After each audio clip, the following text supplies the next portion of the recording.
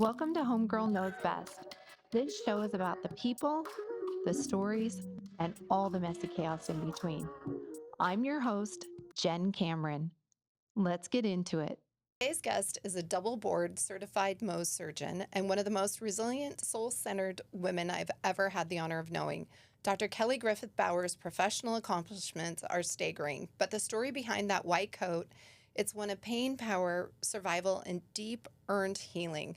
This isn't just a story about what happened to her, it's about who she chose to become. So if you've ever felt broken, overlooked, or like your past might define you, this one's for you. Welcome, Kelly.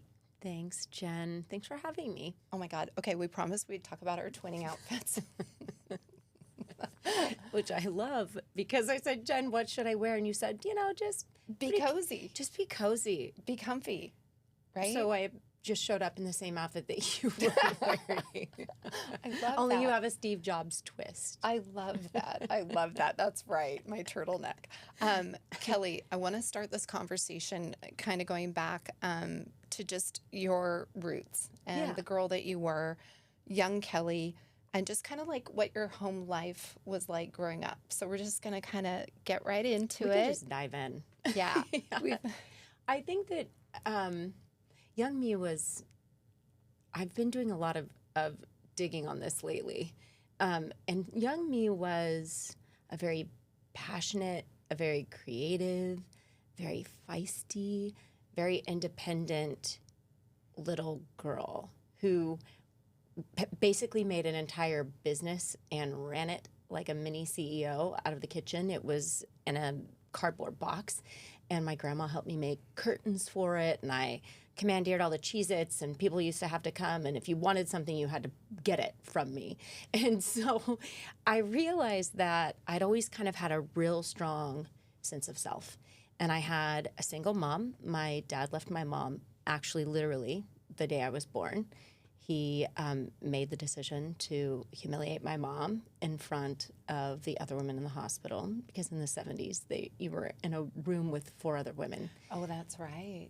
Right. And he came in and said, I've moved everything out. I've found someone else. And, I'm not going to be there when you get home. And so that's how I came into this world, is with a mom full of ache and shame and fear and not knowing what her own next steps were. And so now then she was a single mom of 2 girls. And I just kind of grew up in that, and she was incredibly resilient and she was incredibly strong.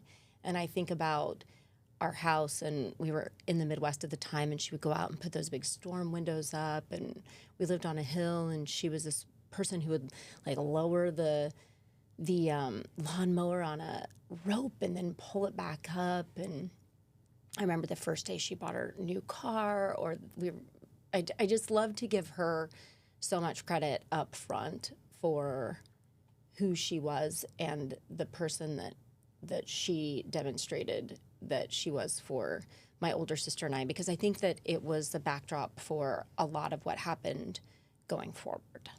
Well, when you talked about young Kelly, I was thinking in my head, you're just big size Kelly. Like that, you just literally described so much of who you are. Yeah. But for your mom in the 70s to be, divorced or left in that way with 2 kids, there's so much stigma attached to that. Yes, like, how do you exactly. survive without a man? And, if the man left you, it's definitely your problem, right? Right. And those are themes that we'll get into over the course of this conversation. Yeah. But yes, if something happens to you in a relationship with a man in those decades, then it's your problem. You are the problem in a lot of settings. That's sort of the way you're made to feel. Yeah. And I think that she kind of already had that intrinsically in her to start, that she just had a lack of self-worth and value that I don't think she even knew was there in herself. And that sort of laid the backdrop of kind of what happened to us moving forward. Yeah, because I think in that era too, you're raised to believe that when you find a husband, when you get married, when you Totally. get the house, and the man takes care of you, and there's never, at least for my mom, kind of the Yeah. same era too. It wasn't okay. When you grow up, what do you want to do, right? It was always No. about that phase of your life. So, I do need to quickly put a disclosure out. If you're listening to this podcast or watching, we are going to be talking about sexual assault and rape. And so if you need to pause or fast forward, please feel free to do so because we want you to be good. But there was a point as a preteen, you've talked to me about your Yeah. story Yeah. and bravely shared the experience of being groomed and raped by an older man Yeah. in your town and someone who was in a position of authority and trust. Right. And this was before you were even old enough to give legal consent. This wasn't a relationship, it was abuse, it was statutory rape, and it changed the course of your life. And can you take me back to how you first met this person?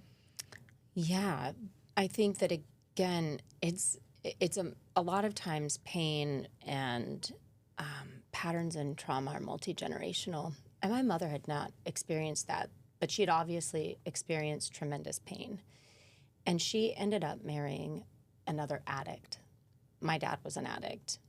She married another addict, and he was very controlling, very narcissistic, and he was mentally, emotionally, verbally, physically abusive, excuse me, to all of us. And it was a very tough environment to grow up in. And I think that it's unfortunately not that uncommon a story that you find that kids have grown up with alcoholism and addiction in their homes. And I just didn't have an environment of safety.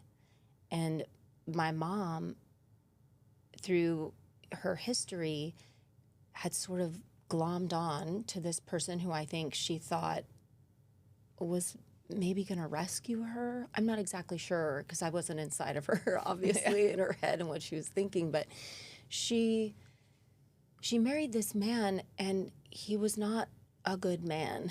And she went on to have 3 children with him. And all through that was kind of a slow leak of that young, vivacious version of me in many ways. And they took on his name, and she had a new family, and she would say, my kid's this and my kid's that. But she was talking about the 3 younger kids who were with him. And there was not really a place for me because my older sister was 6 years older and she was gone.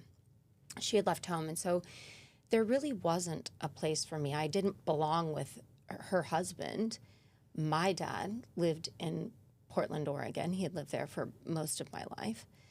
And we were in a smaller town outside of Kansas City, Missouri. And I worked in high school, starting at 15, I worked in a restaurant. And my boss was the person who this started going with. And initially, when you're coming from a home that isn't stable, doesn't have safety, where you don't have a sense of belonging, where your self-worth is devalued regularly, and you feel like an outsider, then you start looking for belonging and place. And my mom, again, I do give her credit for doing her best, but she was in pieces, trying to hold herself together, trying to take care of 3 little kids, because I was 10 years older than the oldest of the younger 3. So my mom had these 3 little kids, and she was busy and distracted. And my relationships with my friends struggled because I was dealing with stuff that was far beyond my maturity level. I was dealing with things that I needed them to be able to handle, but they just wanted to be kids. They don't want to talk about what's going on with my crazy home life. They want to talk about boys and clothes. And I didn't have the luxury of just talking about boys or clothes or just being able to focus on school or just being able to focus on sport. I always was carrying this really heavy burden. And then working in this steakhouse, there's this older man, 27, I was 15. And I was an athlete, had been an athlete my whole life, and he starts giving me attention. And he starts commenting on my physical appearance, gives me a nickname, starts calling me Bubbles, and gave me a name tag that said Bubbles. Now, mind you, I was 15 years old. I could not drive. So my mom still had to take me to and from work. There was no ambiguity. I wasn't pretending to be older than I was. I was 15. I had braces. I was a little kid. When you think of a 15-year-old, Yeah. I think of my child at 15 Yeah. and a 27-year-old man, and I Yeah. just go, ew. Right. Like, Well, right. And it was, it was the 90s, and I don't know. I mean, I don't know if the perception of it was maybe different overall. I'm not sure if we were just conditioned differently to accept things that we really shouldn't have been accepting. oh, for sure. I've talked about this just watching even a reality show, that was filmed years ago, and the guys are all, telling the young women on the show, I don't want to date you. I don't want to be exclusive. I'm going to go date these other girls. And then she goes out and dates them, and they're all calling her a slut. And I remember just looking at that. I think I've actually talked about this before because it was that show, The Hills. Oh, And I remember thinking if that happened today, she'd walk over and punch him. But a name tag Bubbles, that's a name tag that's bubble. crazy. So yeah, name tag Bubbles, and so then it prompted a conversation piece where people would say, "Is Bubbles your real name?" And he would say, "Well, turn around and look at her," and it was referring to the shape of my butt because I had an athletic build, and it had then begun this very deep seed that lived in me. I don't know, until I was 40, that I was still really self-conscious of my physical body and my athletic build because it had been, basically, I had Planted been, young. well, absolutely. I was objectified as a 15-year-old, but I think that when you remember back to being 15, and I've actually talked a lot about this with my therapist, and especially if you're coming from a home where you don't feel like you're very valued or that you're seen or heard, that any kind of attention makes you feel like something special. Yeah. And I felt somehow like something special. And so then that also internalizes something else. So now I feel like my body is something that's like kind of marketable, and obviously an object of desire. When I'm listening to you talk, I'm thinking about somebody who wants to be seen and wants that sense of belonging. And we all want to feel loved. Totally. And we want to feel safe. Totally. And I think this is, if you're sitting in your therapist, they're going to tell you, Kelly, this isn't such a special story because you know what? The person that you were in the environment you were, that the person that you encountered, they seek that. They can sniff it out. They can find that vulnerability and prey on it. That's exactly what happened. And in hindsight, that's obvious. I mean, I was obviously, I didn't want to go home at night. It wasn't safe there.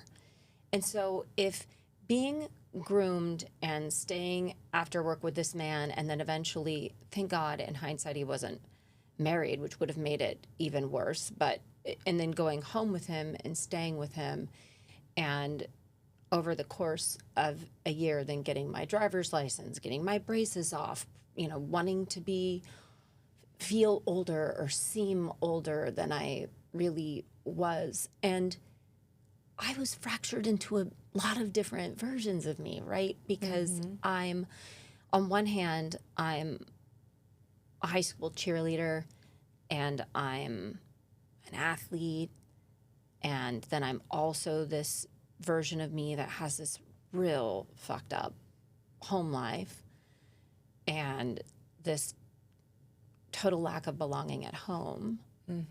Don't feel like I really fit in with my friends because my mom wants us to kind of conceal this and keep this secret because she doesn't want, he was a dentist. She didn't want his reputation to suffer. So then I'm holding in an adult secret that I don't want to hold. And I'm also then trying to be this more grown-up version of myself who can be involved with this man. And he would sneak into games I was cheering at the high school, and he would come in to see me and then would leave. He would come in and then he would go. So there was, and I say that because the story evolves, and there was zero ambiguity about how old I was. I mean, I was 15 years old, and then I got a driver's license. I could drive to work, and I was 16 years old. I took my braces off myself because I wanted them off, because I wanted to feel older in order to feel like I fit with something. Someone. To normalize that. Yeah. So did you start having sex with him when you were 15? Yes. And it continued for how many years? Until I was 16. Did your parents ever question where you were when you didn't come home? Well, my dad wasn't existing. You know, he was in Portland. He had no part in my life. And so, I mean, no part in the day-to-day part of my life. And my mom was just literally white-knuckling it through every, I mean, I would say she was white-knuckling it hour to hour now in hindsight. Do you think it's a little bit of, I'm just not going to ask? Yeah, well, or prod, or I think that, and were she able to give her side of the story, we've talked about this, and she honestly thought, oh, good, she has a big brother or a father figure.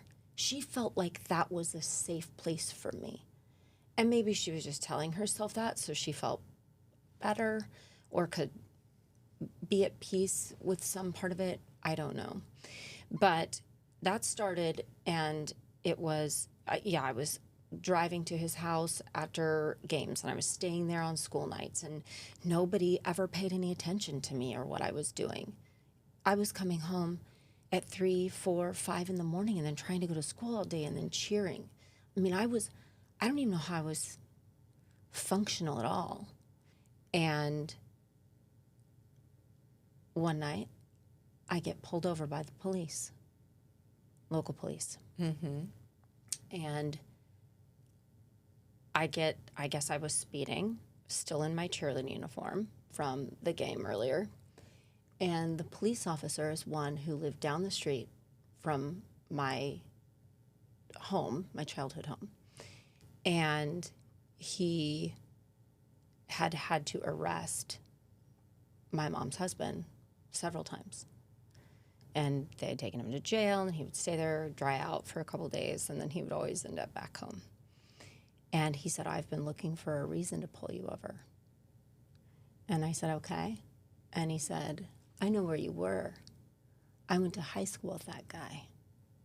And if your parents find out about it, I know what's going to happen to you. And so then he says, the only way I'm not going to tell your parents is if you give me a blowjob, have sex with me.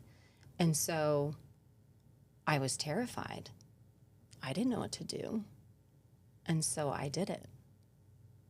And in hindsight, like thinking about that gateway, that real slippery slope of what is permissible, what is not. I mean, this is my boss, this is police. These are both people who are meant to keep you safe. And authoritative and empowered. Totally. And they're like the handoff from one to the other. And so you're coming from an unsafe space, going to an unsafe space, and you're just trying to navigate all these unsafe places. And then something happens. You find out that I'm pregnant. And I remember sitting in the bathroom at his place feeling like, oh fuck. No, I can't be pregnant. I'm not pregnant. I'm not pregnant. I was pregnant in February and found out in April. And the police officer thing had happened after I was already pregnant. That is a definitive knowing. And it was on one of those drives home that happened with the police, and that happened twice after that. So I was pregnant. And still being abused. Yeah. Okay. Yeah. And it's kind of still pretty, it's actually, that part of it is still quite fresh because I never even told my mom about that, about the police officers, until last summer. So summer of 2024. Because it was still, I mean, there are still pieces of this shame that I'm still like so many stitching secrets, together. like so many know. secrets that you're holding I know, I think, for no, I other don't, people. I know, I think that they are all out now, I'm pretty sure. Well, But they are now. I think, well, they're definitely not, but I think that they're all out of me. Yeah. I think. Yeah. I think so. When so you- I ended up, so I was pregnant, and I told him, and he said, I called. I didn't say it to him in person because I had run away and sort of was hiding. And so I called him and I said, I'm pregnant. And he said, I don't know who this is. I've never met you before in my life. I was like, well, that's untrue. Clearly. I worked there. There's proof. You cannot deny that I Yes. worked with you. And so then from there on out, he would have his brother screen the calls, and I never talked to him again. You never spoke to him again. Not did until you? later. Did you think I should have an abortion? Can you take me? Can you help me? What, you were 16 years old? I did. Was that I did even that. legal? It was not legal. It was in the state of Missouri, so there was not access. There was not access to care. And I was begging him to help me, because by the time I think I was telling him, I might have been 3 months pregnant. I mean, so that's already like pretty far down the road. And I never had it confirmed. I never went to a doctor. I had no prenatal care because I was scared. And I just kept hoping, if I just pretend it's not happening, it's not happening. Mm-hmm. And I've learned a lot about trauma and dissociative existence over these years, and listened and learned through other people's aches and pain that they've endured in their lives. And I've never really understood dissociative kind of patterning. Yeah. But that is the one time in my trauma history that I was dissociative, that I could actually separate what was happening and just pretend that it wasn't happening. Did you just get up and go to school and do I your did. cheerleading? I And did. How did you I went hide to cheer this? camp. I bound myself with tape Oh, okay. and ace wraps. Yeah. Okay, so there has to be a point where somebody can notice or something happens, because at this point, Right. there's no getting an abortion. You are fully pregnant in high school, 16 years old, getting up every day, doing the thing. What happens, Kelly? I know. I know. It was so messy. I was to cheer a preseason game for the Kansas City Chiefs and the Bills. And I had taken a huge fall when I was auditioning for All-American Cheerleader, which was in mid-July. So if we imagine that I got pregnant in February, mid-July, 5 months pregnant, I was tumbling and took a huge fall because my center of gravity was totally different. And so then that's the first sign of, this is shit. Like, I'm not gonna be able to hide this. And I had my cheerleading uniform, and I was gonna go cheer the first football game of our season in high school, and I couldn't fit in my cheerleading uniform. Not with any amount of tape. There was no amount of tape that was going to get me into that uniform, and so I quit. I quit that day. I called the coach and said, I'm just quitting. She said, what? Why? And I said, I can't do that. I've got to quit. I don't remember. I told some lie. I don't remember what it was, but some lie. At what point did you tell your mom? I never told my mom. I know. She had me going to a therapist and psychiatrist because she thought I was depressed or that I was addicted to drugs. She couldn't figure out why I would never come out of my bedroom anymore, why I was quitting school. I hadn't quit school yet, I don't think, but I had quit cheerleading. I'd quit engaging with anyone. I was not coming out of my bedroom, which was very, very odd because it's completely antithetical to who I am as a human being, as you know. So if you imagine if I'm in bed and never coming out, that there's something really wrong.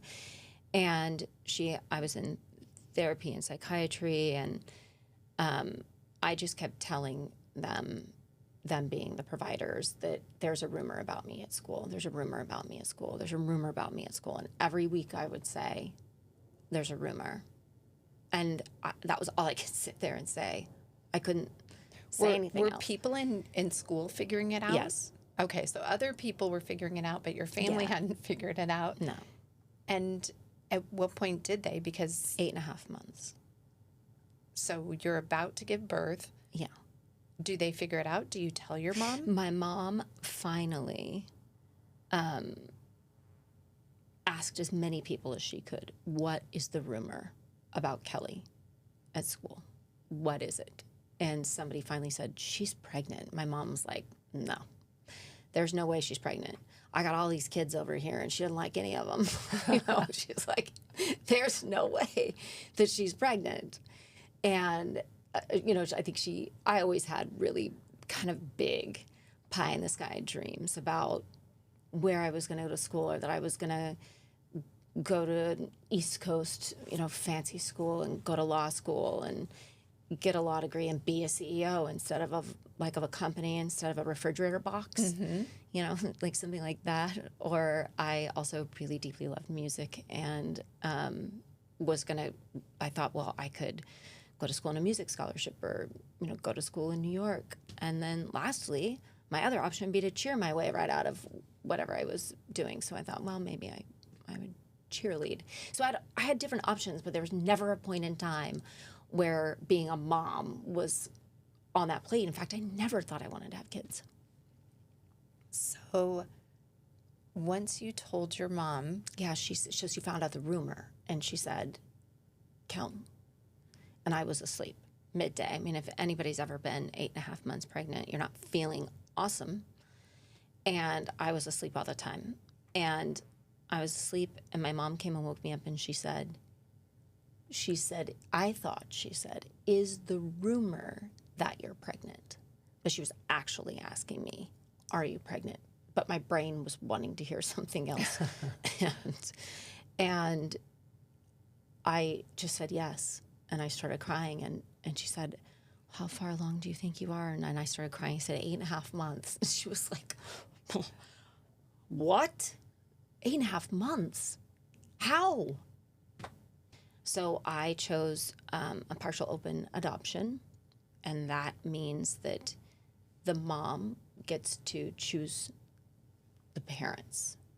So I went into labor, I had him, I wouldn't hold him or touch him, and the adoption agency came in, and I had to sign over and hand him over. And that was really like? hard. Oh, it was awful. It was awful. My mom and one of her sisters were there. My mom finally said, please just hold him and just let me take your picture with him, and we can give it to the parents if they ever want to, if they ever want to introduce you to him in any way, not in real life, because that's what partial open is. It meant that I was giving up all rights. I didn't want to be involved at all, but I got to at least choose the parents. And I just didn't want to hold him.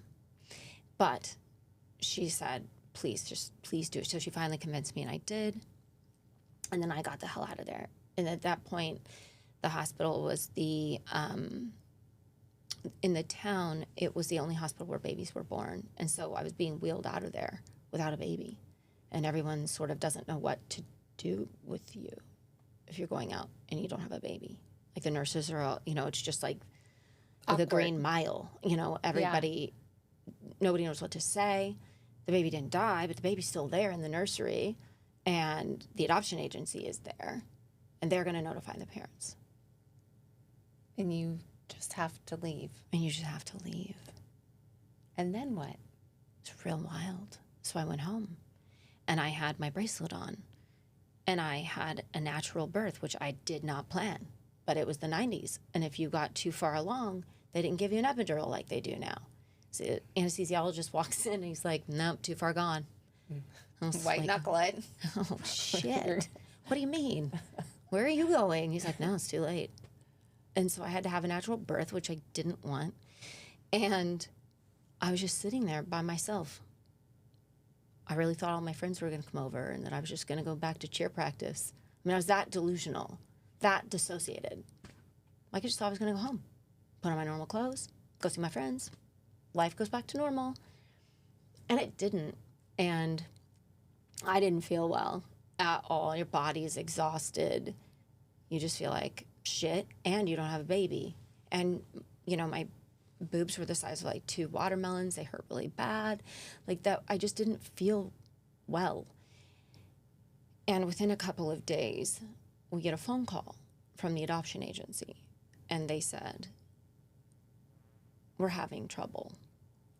We're going to have to take this to court because we are from one state, you had this baby in another state, and our laws are different.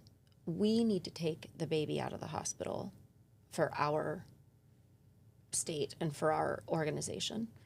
But your state and county are saying the mother has to take the baby out of the hospital. So we need to go to court to get this worked out. And so we're going to have to put the baby in foster care. My friends weren't there. I wasn't getting invited to the parties I thought I was going to. I didn't feel well. Life didn't go back to normal. It was still a total hellscape. And I thought, fuck. A teen mom's got to be better than foster home, right?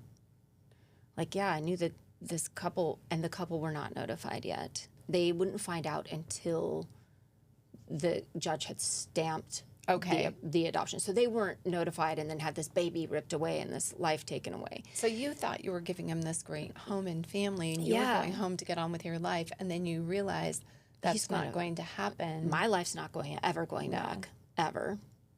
And that was like a one-way ticket. And I knew, I've always known me, that tiny refrigerator CEO, that human being who had just some sense of knowing in self, always. I thought, well, fuck it. I know damn good and well that being with me as your mom is going to be better than a foster care system. And so I said, Mom, I've got to go get him. And she said, that I'm not going to be able, that if you go get him, that's it. Like, we're not going to be able to help you. I'm not going to be able to help you. Wait, so you either let him go to foster care or your mom says you're on your own. Mm-hmm. Okay. And you did what? Got him. And I was on my own. And he's going to be 30 years old. And this is Braxton that we're talking about. Yeah. And our sons are the same age. Yeah. And so I obviously had Jonas, my son, in my late 20s. I was not a 16-year-old teenager who had been raped or abused. Okay, so at that point, I want to kind of fast forward because I think it's really important when we're hearing about the Epstein files and Ghislaine Maxwell, and will she be pardoned or not pardoned? And there was Harvey Weinstein. And these are all cases of grooming.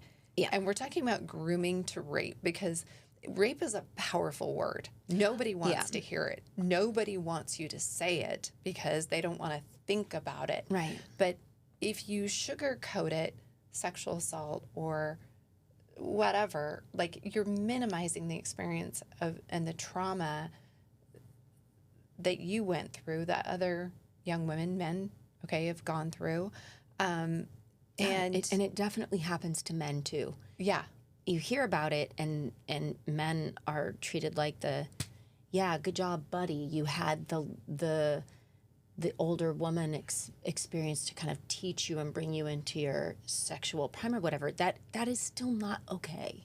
No. On either side, it is No. unequivocally not okay. But yes, the grooming, the young women, the trafficking of young women with powerful men, and calling it what it is, which is assault, which is rape, because you are not old enough to consent. But I would even argue that having a massive power dynamic like Monica Lewinsky is talking about now so much, some part of her says, well, yeah, it was consensual, but he should have known better. Oh, yeah, he should have known better. You know, I mean, there is, Like, you know, I that know. there's a power dynamic in it too. Yeah. So for me, with my boss, with the police officer, it's the 90s. So nobody's talking about any of the things that you're bringing up right now. And all I internalized was I was a whore, or I was a slut. I was slut shamed for getting in this situation. And so I internalized that narrative until very recently. And that's what brought you and I to even talk about it even further. Yes. I'm sorry, am I jumping ahead? No, I think it's crazy because you end up without family support. That's right. But it's my understanding you went to your grandparents, right? I did go to my grandparents for a couple of months. Okay. And then I didn't know, but my mom and dad had conspired to get me out of that town because my mom, I couldn't live there. I couldn't keep living with my grandparents. I finished high school and graduated high school, which already right there, and mind you, I'm not a teen mom, I'm an adolescent mom. So adolescent moms are 15 to 17. That is still considered adolescence. 2% of teen moms, which is any teenager up to 19. Okay. I think it's something, the statistic is like 2% ever graduate college by the time they're 30. 2%. 2. But somehow you managed to make it through high school with a baby. Yeah. And yeah. And then go on to one course. college. Yes. There are a couple steps in there. But yes, because that's what we were going to talk about. So my mom conspired with my dad, and my mom put me on a one-way ticket to Portland that I thought was a 2-week trip to see my dad and have a break. But it was actually, she said, there's nothing for you here, and put me on a one-way flight. And I thought I was going for 2 weeks. And her saying there's nothing for you here, she doesn't remember saying it. And I remember it like it was yesterday. It's one of those things that is etched on my soul, is that when I needed my mom so desperately, she said, there's nothing for you here. And there wasn't. It was a wasteland. It was her own wasteland. With a baby and a kid with on a a kid plane. going to live with somebody she knows isn't a good person either, because that was her first husband. Yeah. Okay. I want you to explain how you got from high school to graduation to college to becoming a Mohs surgeon, Kelly. Yeah. With a baby boy, Braxton. Yeah. What did you do? Did you work at McDonald's? Did you Basically. basically. Where did you live? What did you do? Well, I lived with my dad for a little bit, and he was just as crazy then as he'd always been, meaning unpredictable, narcissistic, controlling, and he used a lot of manipulation. I mean, as narcissism and controlling would imply, but he manipulated me, and he would take my car away or kick me out and lock me out, or, you know, it was just constantly, I've got this baby and have this really unsafe environment. And he kicks me out. And Brax was a little over a year old, and he kicks me out. And I moved to Portland when he was about 5 or 6 months old, and so I lived with him until he was like a few months after that, like maybe about a year old.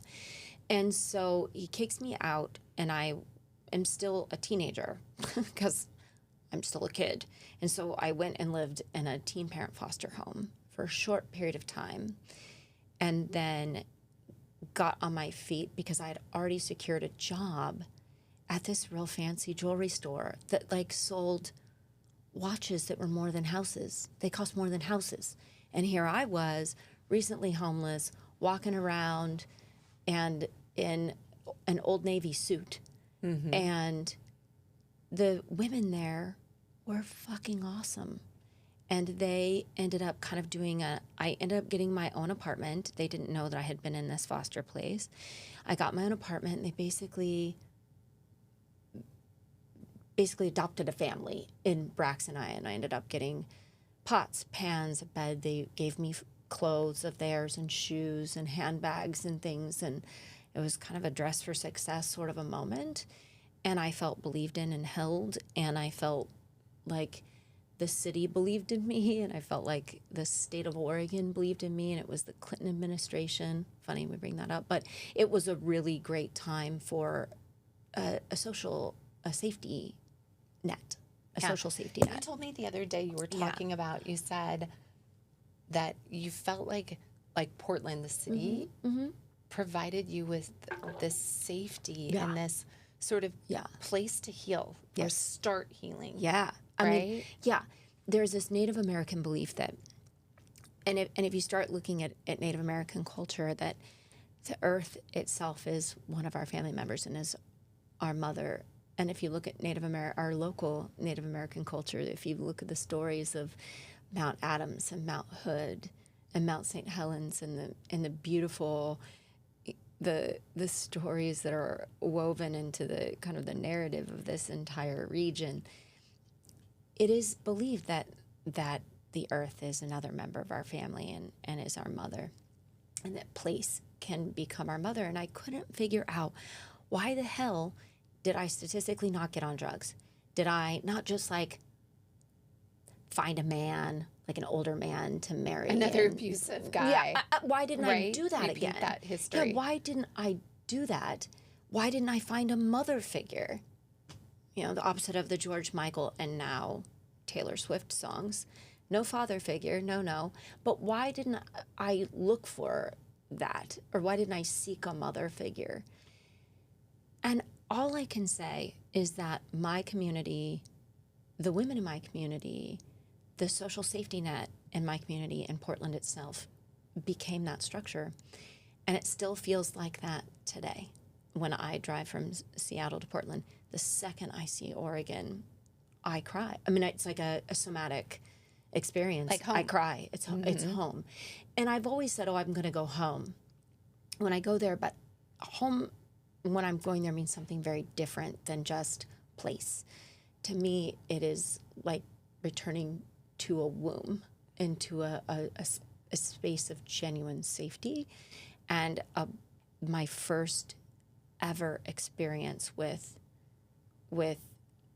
true safety within me. Yeah. And it was my community, my city, my state helped me make that within myself, which was the launch pad for everything else that happened. So I worked at the jewelry store. Then I went on to work at US West, our old phone company. And I was laid off after September 11th. And I was given a severance package that included 1 year of paid education. And my son had been in kindergarten, and it was 2001, and I don't know if they still do this with kindergarten, but man, it was stupid. Like they went to school for like 2 hours Yeah. every day. The crazy It was like, schedule. that's so dumb. I had to pay so much in daycare, and they had to put him on the little bus and take him back and forth. So annoying. So when he started first grade, he was in kindergarten when I was laid off. I got a year of paid education, a year of my salary, and a year of health insurance for both of us. And I thought, well, this is it. This is it. Remember those days of thinking I was going to be one of these things, a cheerleader. I was going to go to be in New York on Broadway, or I was going to be an attorney. I wanted to get my JD MBA and be a CEO. What was I going to be? And I got to get career counseling. And as I was in this severance experience, and they said, well, what are you thinking you want to be? And I said, well, a CEO. And they were like, ambitious. I said, yeah.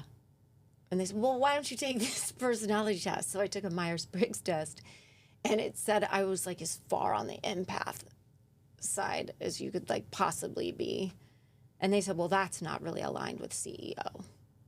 If we were to put this into a formula, that's more aligned with healthcare. Maybe you should go to nursing school.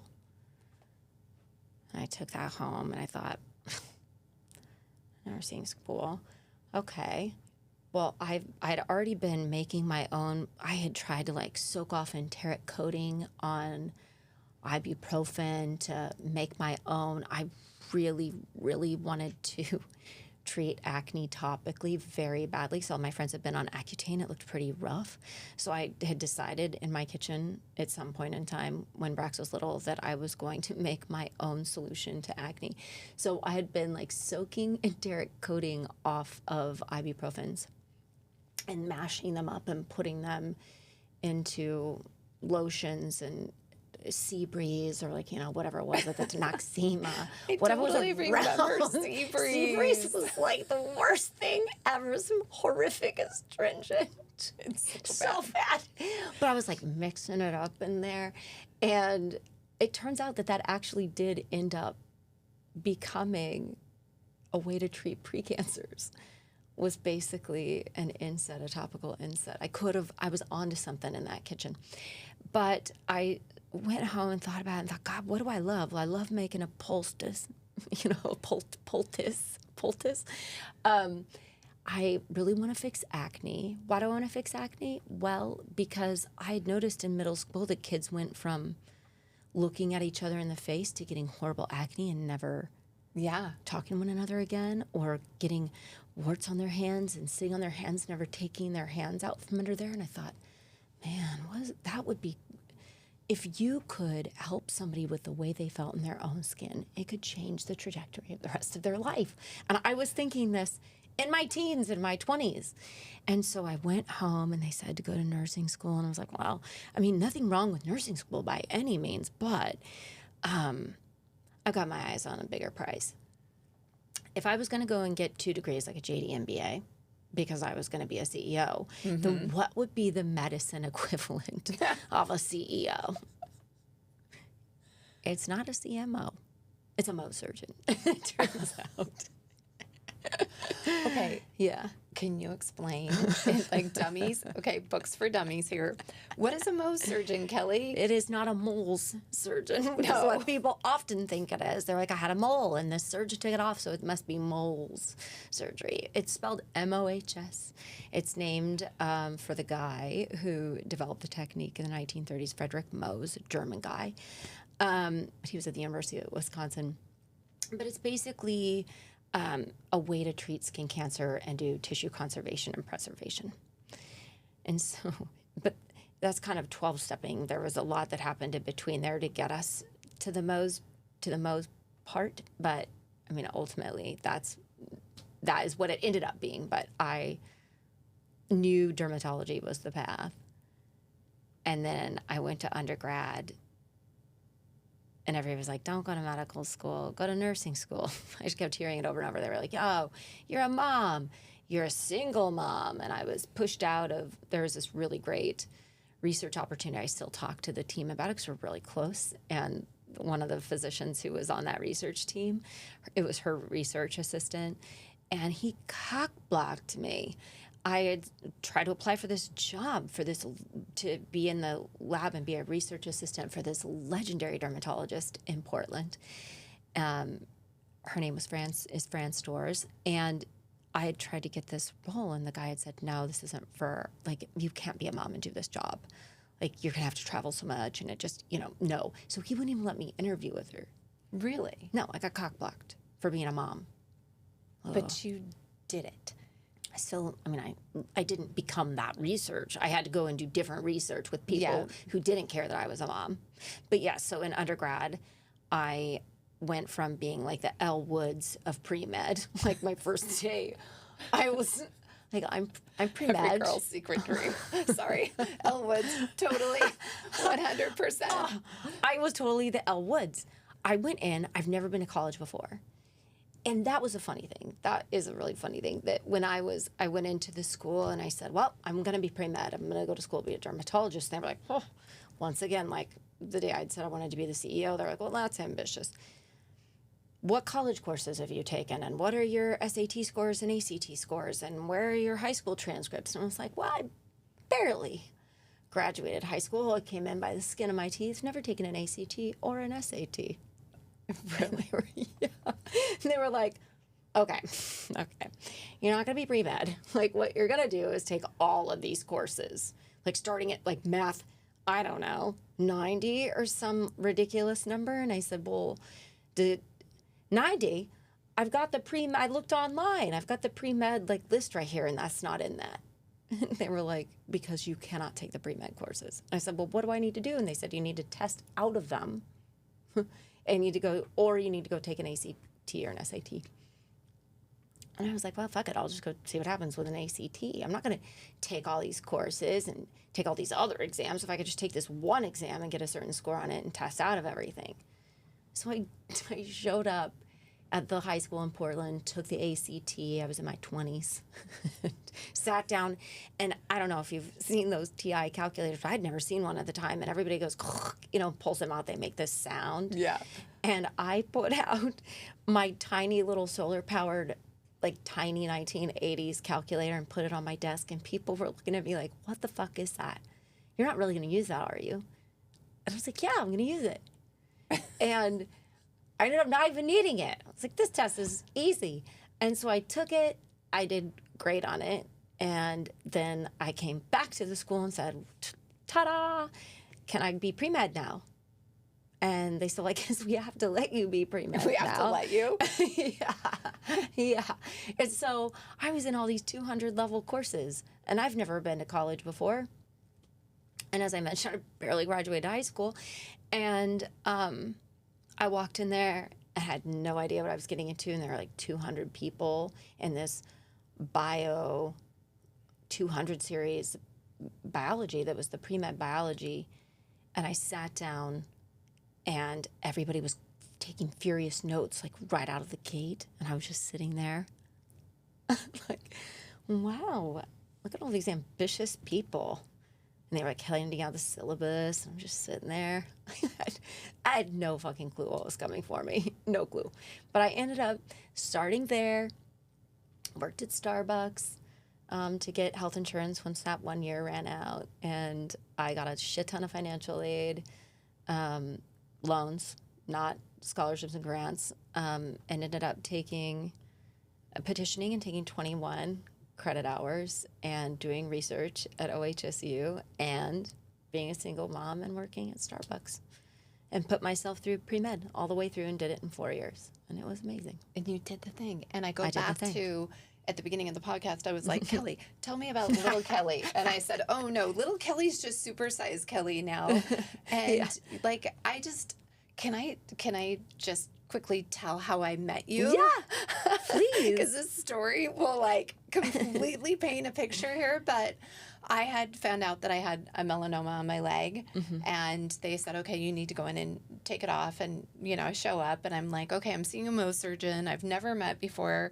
They're going to be cutting into my leg, taking this thing off, and I am waiting for you to come in, and I'm pouring sweat because I know I'm not going to be knocked out for this because obviously it wasn't necessary, but I'm sweating, and you come in, and I'm thinking I'm going to pass out at any moment, and in walks literally hot dog. Sorry, you may not like that, but I'm like, how old are you? And all of a sudden you're putting these tunes on and the music's going and you're like, hi, so how do you like this postmenopausal bullshit? First your vagina dries up and now you've got skin cancer. And I'm like, oh my God, you are the best thing to ever happen to me. And so while you're sitting there That tracks. doing the dealio on my leg, you start talking, and for some reason we just get into it, and you tell me this story about your life, but there was a cliffhanger because you're telling me this while you're doing my surgery, and then you stop at, and I gave the baby up for adoption, and then you have to leave the room. I'm like, bye, it was nice to meet you. and I'm like, but Kelly, you have to tell your story. You need to tell your story somewhere. Other women have to hear this because the likelihood that you would even graduate high school, go on to college, become one of the top Mohs surgeons in your field, and we haven't even talked about probably the misogyny and everything else. I mean, we barely touched on it, is incredibly inspiring. And then I never saw you again. I had no idea I was going to start a podcast. And then when I was starting a podcast, I made a list of who would your dream people be. And at the very top, I put Dr. Kelly Griffith Bauer. Okay. And then I went back after I started the podcast and I thought, am I brave enough to call her? I really want her to share a story, but I don't, what should I do? And I called the polyclinic and you had left. Yeah. And that's true. You're now starting your own practice. Kind of. Kind of, or going off on your own. We can talk about that. And so I left you a message and you called me and you said, okay, let's do this. Jen! And I was like, oh my God. You said, why don't we get together? We'll have dinner. And so I remember we met, in Seattle for dinner and you said, I need to finish my story. There's more. And you told me that you went back and got your son. Yeah.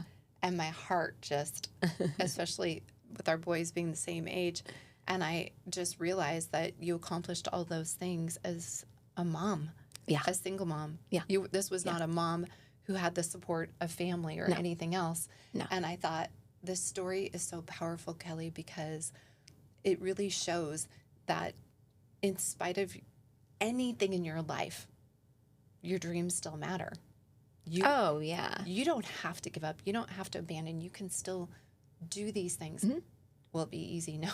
It'll be really hard. Yeah, but kind of. I think I like to look at it as not hard, but actually just different. It's different. Yeah. If you learn who you are and you stay really authentic to who you are and remain in integrity, which takes practice and it takes conscious choice daily to stay aligned with who you are, you'll stay on the path and your path will just continue to open. And was it perfect? No, but I just had the internal endurance, resilience, stamina, discipline, and also had a sense of knowing in me that I could ride whatever those waves were. So it looked different than that original cheerleader, CEO, whatever it was. But it was still me. Yeah. And I still feel like me, which is why when I come in the room, I'm going to say, oh, is your vagina dry? Because this perimenopausal bullshit. You're like, yeah. So, I'm still going to be me.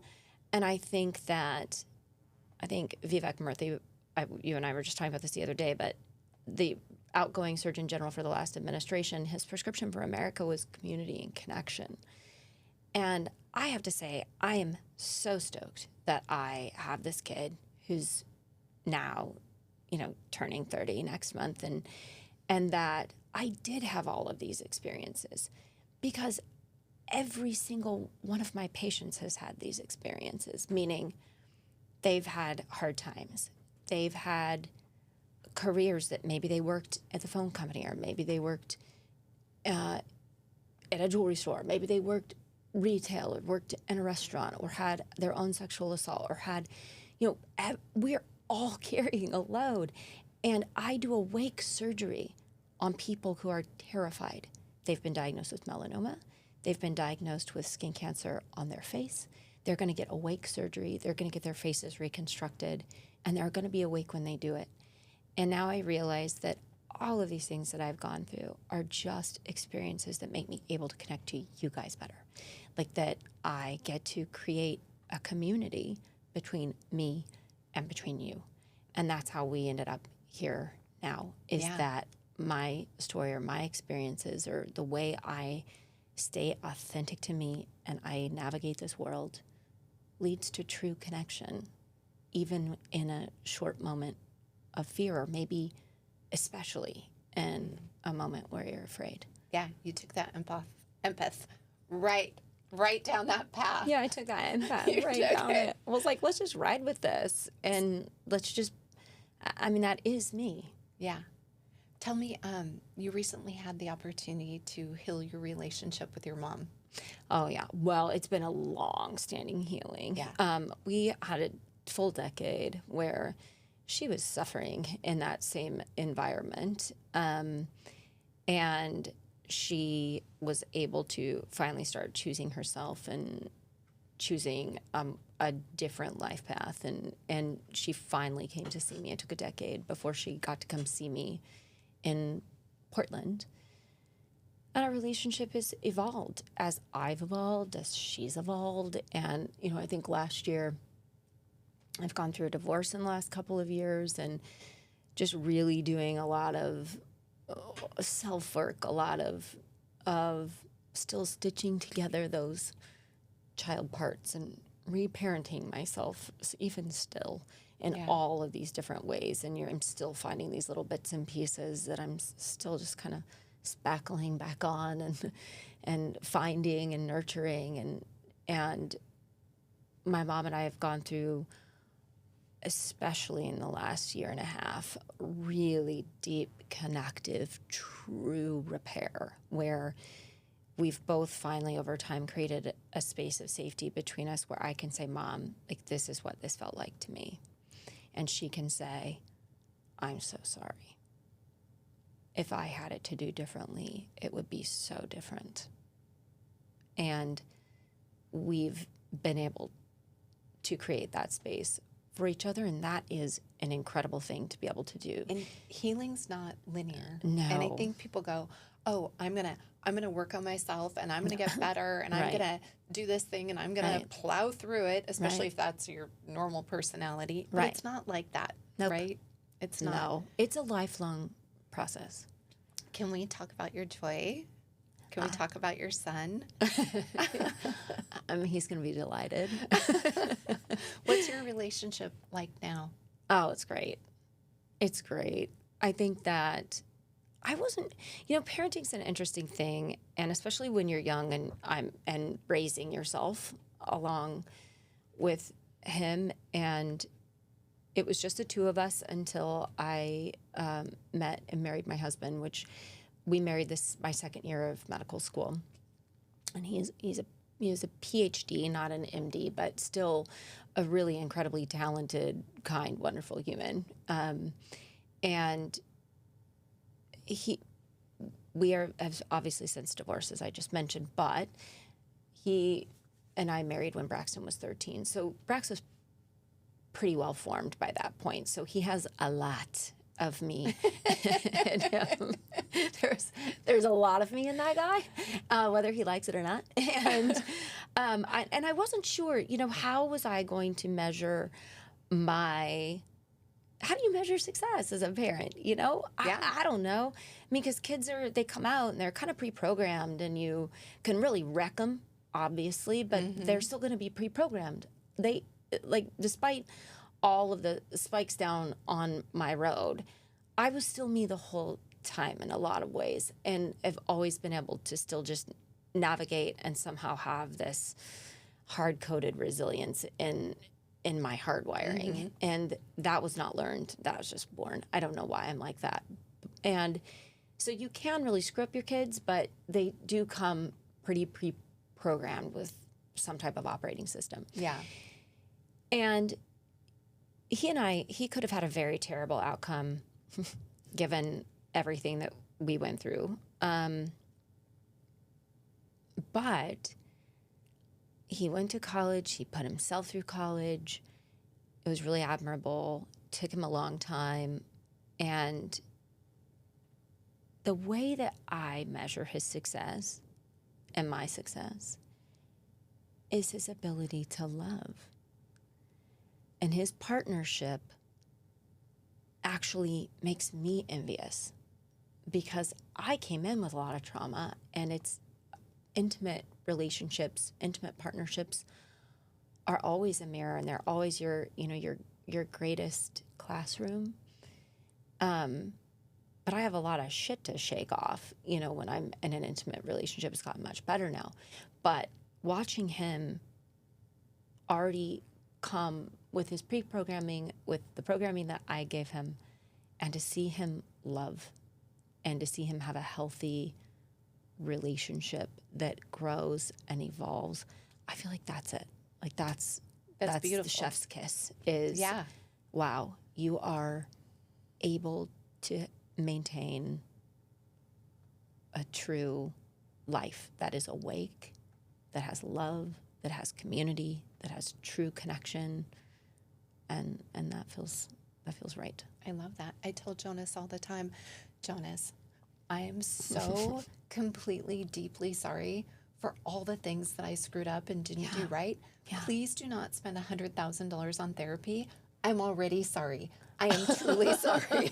Just save yourself. Just tell me where the wound is. Yes. Tell me where it hurts. Yes. Yeah. Yes. I mean, my son and I do a lot of that work. Yeah, but there's no manual. There's no perfect parenting. No. I mean, I probably spent half my parenthood feeling guilty about something.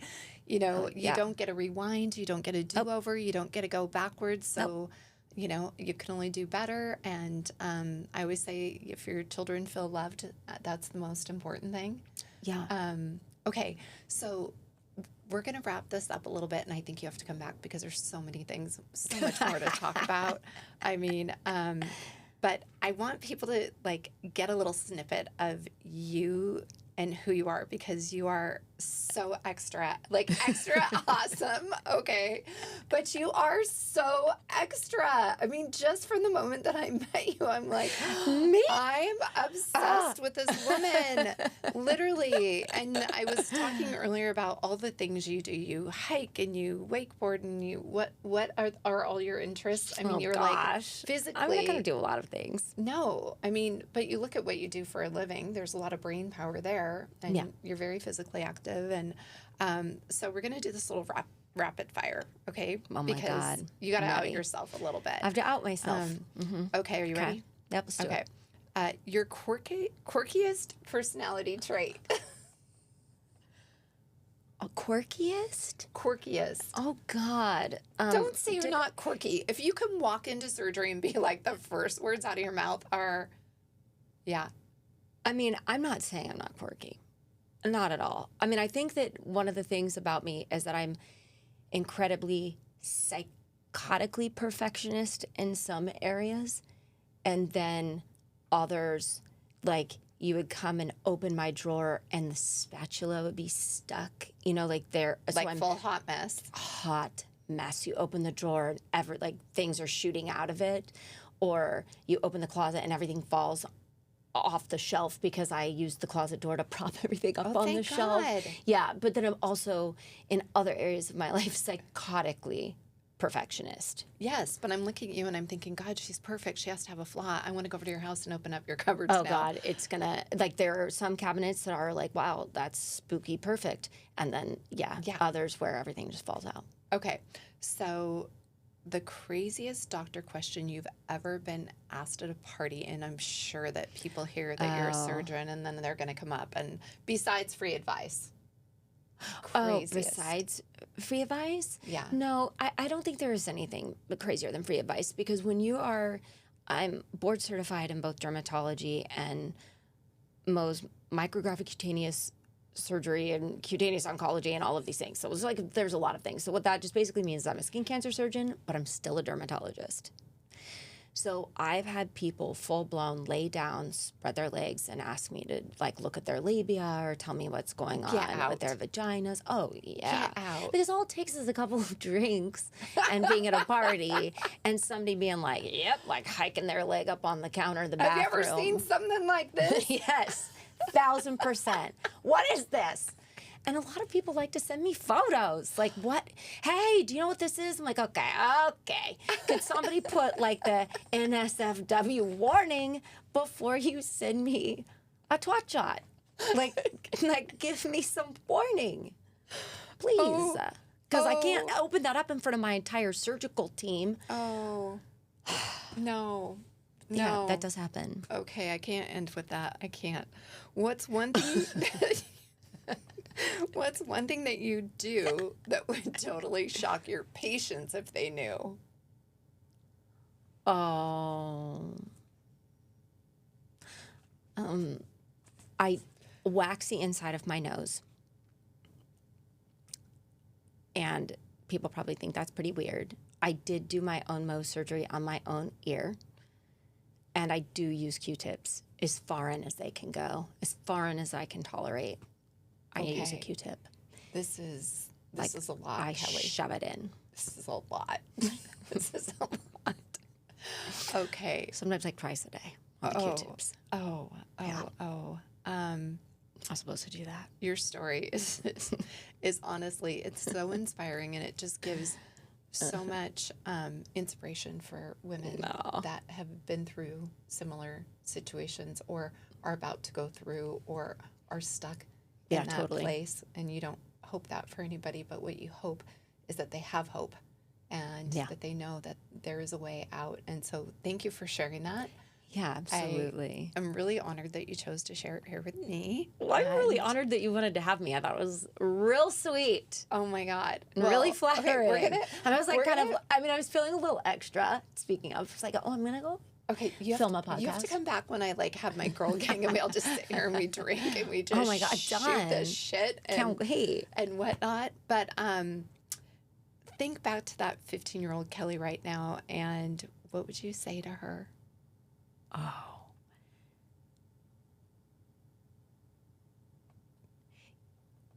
You were right all along.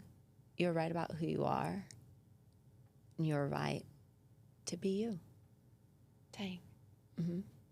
That is amazing. Yeah. You're right all along. Mm-hmm. Mm-hmm. Okay. This is a lot of vulnerability and a lot of fire. Thank you. Of course. Thank you for having me. Cheers. If you've made it this far, thanks for listening, and thanks to my guest. Make sure that you like, follow, and subscribe so you don't miss the next one. See ya. I don't even know how to have a short conversation. This is the least I spoke. Your story is unbelievable. Unbelievable, Kelly. Seriously. I just, in 150 first of all, there's a couple million. of dudes I just want to kick in the dick right now. 1 in 150 million to 250 million. That's the chances. What? Mm-hmm.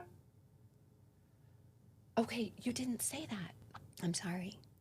That is incredible. I'm going to put that in the caption. We skipped the whole med school part. So I know because I knew we were getting long. So long. It's 1 in 150 million to 1 in 120 million, depending on. 1 to 150, 1 to 250 million. Get out. Those are the odds of being a Mohs surgeon from where I started. That's just for being a Mohs surgeon, based on my child trauma scores, and then being an adolescent mom. That's what I was going to guide us there, but those are the odds. Okay, so I can write it down for you. I'm going to put that in my copy when I promote the deal. Yeah. Okay. 1 in 150 million. I would be more likely to be Taylor Swift, many times over.